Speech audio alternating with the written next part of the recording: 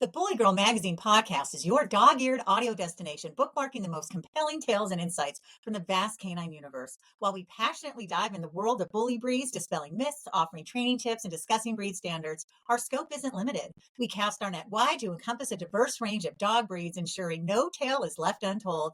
Enhanced by expert interviews and inspiring stories, this podcast is a beacon for responsible ownership and breed education. It's where bully breed enthusiasts meet the broader dog-loving community, fostering unity, understanding, and shared joy in every bark and wag. So whether you're out walking your dog or listening at home, enjoy the show and keep coming. I'm Lisa Davis. So glad you are listening or watching the Bully Girl Magazine podcast. Joining us today is Lorenzo Foster, the CEO of Special God Made Kennels in the heart of Alabama, where he breeds American Bullies and French Bulldogs. Lorenzo, welcome to the Bully Girl Magazine podcast.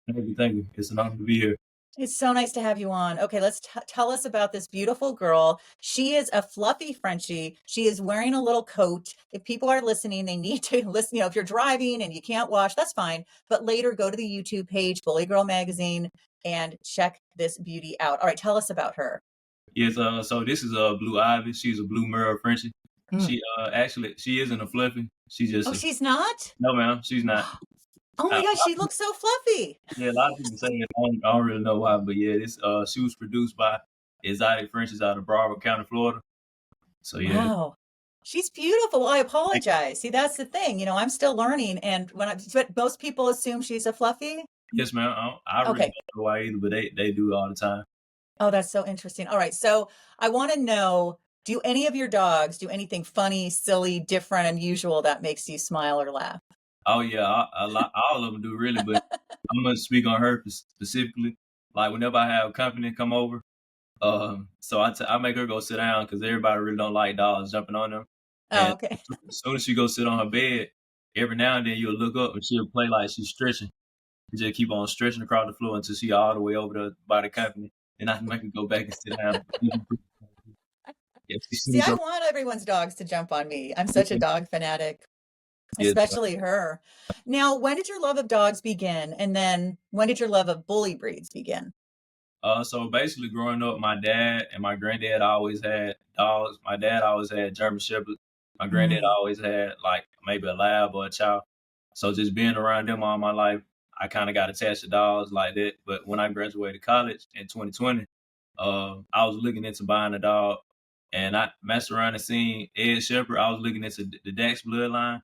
And I was just so amazed on the build of these dogs, the Bullies, the block head, all the muscles, the structure.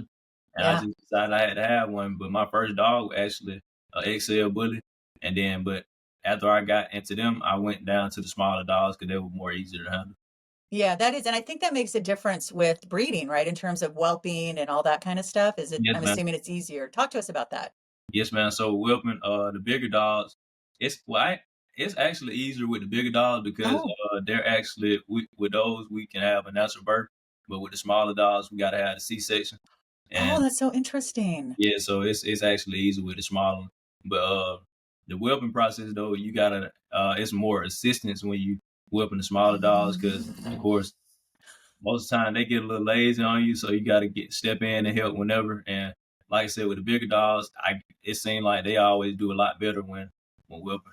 Oh, that's a good point. I laughed a little because that sound. Talk to us about some of the sounds that Frenchie makes. It almost sounds like they're snoring, but they're awake. Yes, they always snoring. So whenever I'm on the phone at night with somebody, they'll think it's a real human in the background because she'll be snoring all the time. She just sometimes she does, sometimes she don't. When she just sitting here wide awake, but yeah. You just get used to it because my pit bull snores and my lab snores and they sleep in our room. So I have to wear earplugs. And even then, I still sometimes can't sleep. My husband's like, I don't know how you're not used to it. It's been like this forever. Because before we had these two, we had two others and we had a pit mix, Bailey, and he snored his head off. I don't know. For some reason, I haven't gotten used to it. I done got pretty used to it, honestly, because everybody say how you sleep with all that noise. I done got pretty used to it. Well, I need to. Luckily, thank goodness for silicone earplugs because they really do help me sleep. All right, let's talk about socialization as puppies. What do you like to do with them? All right, so with the puppies, I got a niece that's always around, so I let them out around her to play a lot, and I like to let them out to socialize around the older dogs and get them used to running around, and because they kind of learn more when you let them out around the older dogs, because they like to follow them around and do exactly what they do. So yeah, we do that. And we go to small meet and greets out in public and things of that nature. We got a local flea market I used to go to every Wednesday until they start saying that the parvo start getting pretty bad. So I stopped taking them out like that. Oh, yeah, and there's some weird mystery thing going around right now that I was reading about a few months ago, right? Like a Yeah, man. respiratory thing that your dogs can get. Yeah, I was seeing that online too.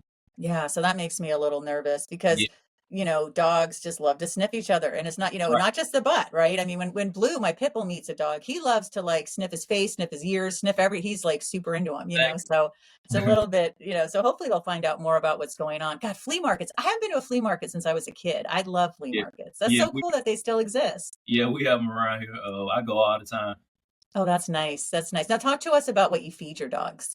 All right, so with the older dogs, we just use regular raw kibble. We use we used Victor in the teal bag Right. until we seen the recall on it. So we switched over to value pack in a black bag, and that's been doing pretty good for them. With the stew, that stew don't be too soft. It's easy to clean up. But for my Frenchie, so basically we got a local food market, and they do this thing called Pick Five. So she's on the raw diet, and so Oh, the Pick Five, nice. you get five choice of meat for like $20. So I go ground beef, chicken, steak tips, and corn. I mean, not corn, but carrots and black beans. And yeah, so Ooh. she eat that every day. Oh, wow, and she was on Yeah, ground. The yeah, gas is horrendous, so it sounds yeah. like she's got a good tolerance. She and I noticed this too though.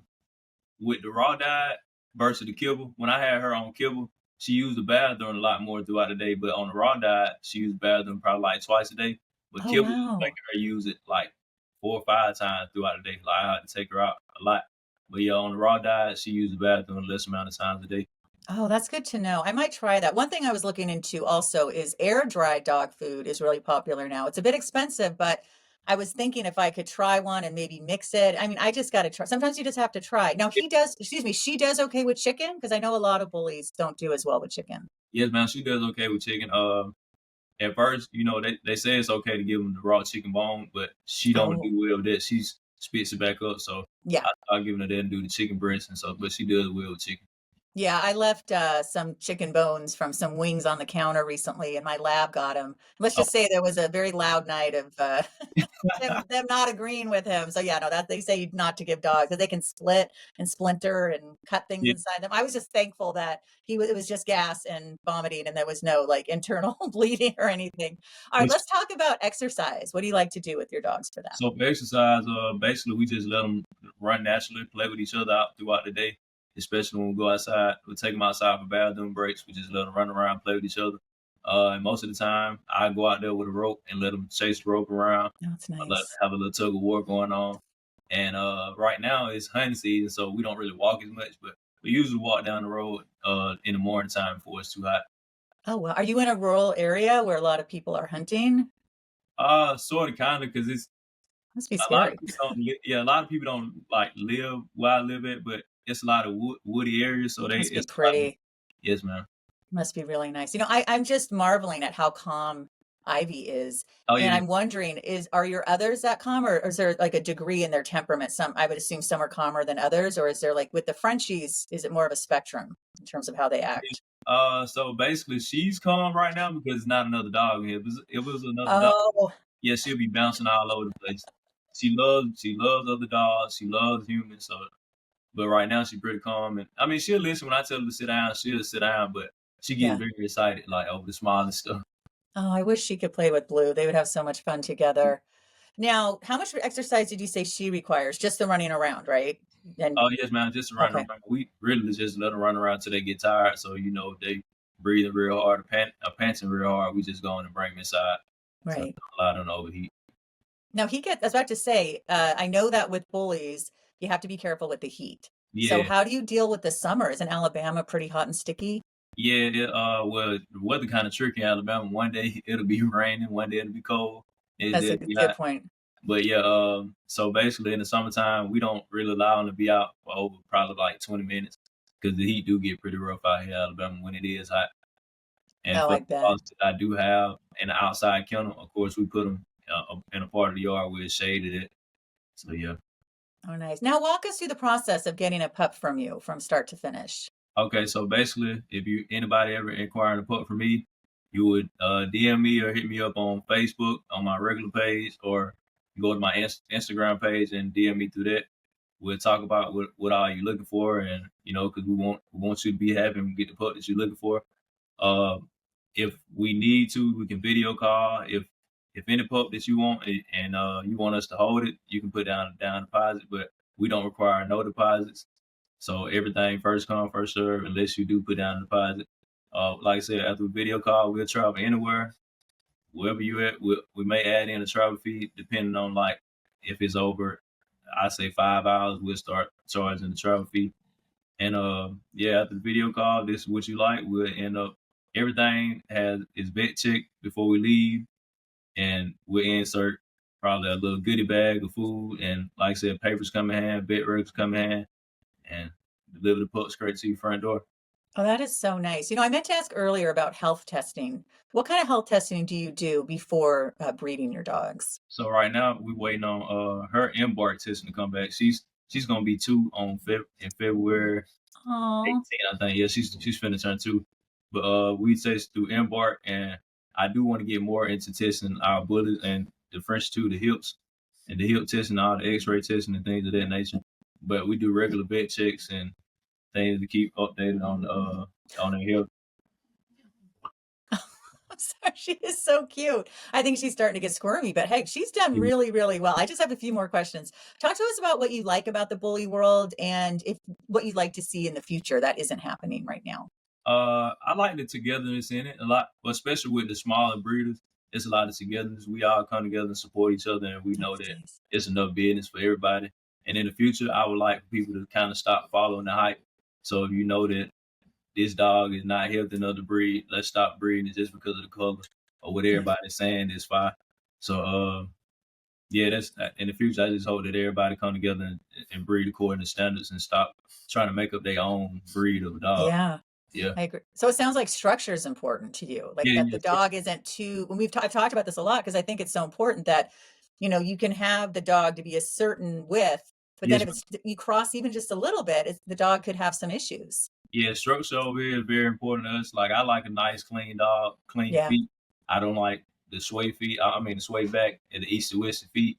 I the head. I don't really like when the head be too small on. If it's a bully, I kind of want the head to be kind of big. But yeah, a lot of stuff comes into play when it comes to breeding a dog. So we want to be on point with all that. Yeah. Well, your dog looks beautiful. Talk to us about mentorship. How important do you think that is when someone's new to the Mentorship, world? it's very important. I kind of wish that I would have had a better mentor. I really didn't get a mentor until I ended up getting a Frenchie. But with the Oh, Bullies, I okay. really had one. But this guy, out of Daniel, out of the one that I got it from, the producer out of Broward, he always stay on top of me about getting her tested before breeding. Tell me about what vitamins to take and things of that nature. And so like yeah, he always that mentorship is very important because of course you have somebody that's done made a lot of mistakes in Right. uh, in the past that can correct you so you can have a better future. So yeah, Yeah. mentorship is very important. Are you mentoring anyone or are you open to that? If someone sees this and says, I like that guy, I like his clean dog. I want to, I Yes, want to man. work with him. I wouldn't really say that I mentor them, but a lot of people, a lot of younger guys come to me and older too, come to me and ask me a lot of questions because they see like how I work with the dog. So I'm not really a trainer, but I do a lot of training stuff throughout my page where I just work with the dog. So I guess they think I know a lot about the training side of it, but they ask me a lot of questions and I try to give them the game on how I do like basic sit commands and things of that nature and what I feed. Because Yeah. everybody think that they see my dogs and kind of think that it's what I'm feeding them that get them that big, but nah, it's really the genetic part of it. Yeah. Okay. See, that's really good to know. And what do you think of Bully Girl magazine? I think this is an amazing platform. Like I said, I first found out about it when I seen Melissa out of sunny Florida, Frenchie. Mm-hmm. She's out of Florida. This was I was supposed to be breeding Ivy to one of her studs. But when I first seen it, I was like, when I got done reading her article, then I shared it, and I got a DM. I was like, hold on. So I was kind of shocked when I got a DM thing, like, because I'm not really like a big time breeder. So when I got it, I'm like, oh man, is this a scam? So I looked at it again. When I wrote it back, then I was like, dang. So I was so thankful for the opportunity to end up doing that, and I love that this platform is unbiased and it's diverse, Me and too. it's a perfect place to get your name out especially when it comes to smaller breeders. Yeah, well, I so enjoyed talking with you. Lorenzo, tell us all the ways we can find you. Can you hold up Ivy a little more? I just want to see her whole body. Oh my Oh, yeah. gosh. She, yeah. But her jacket is adorable. Ooh, yeah, her coloring. Let's check that out. She's Yeah, gorgeous. yeah, she's a blue merle. But Oh, if anybody want to get in contact with me, you can find me on Facebook at Maurice Foster on Facebook, or you can Special God Made Kennels on Facebook, or you can find me on Instagram at SGM Kennels or Z03TV. You can hit me on the email zo3tvbiz@gmail.com. awesome. Be Oh my available to God. talk to whoever, whenever. Nice. I have to say, she's so beautiful. I mean, she looks so cute in her jacket, but it is nice to see her like that. I'm just gonna Yeah, look at her for a minute. She's like, okay, what's going on here? I'm yeah, cold. she's All really, right, well, she's adorable. I want to thank everybody for listening or watching the Bully Girl Magazine podcast. Be sure to follow on Instagram at Bully Girl Mag. Follow me at Lisa Davis MPH. Make sure to go to bgmwarehouse.com and subscribe to the magazine. You can get this wonderful shirt, and they have so much other great merch that I love. Also, be sure to go to the Google Play Store and the App Store and get the Bully Girl app. Everybody keep coming back and have a great day. Thanks so much.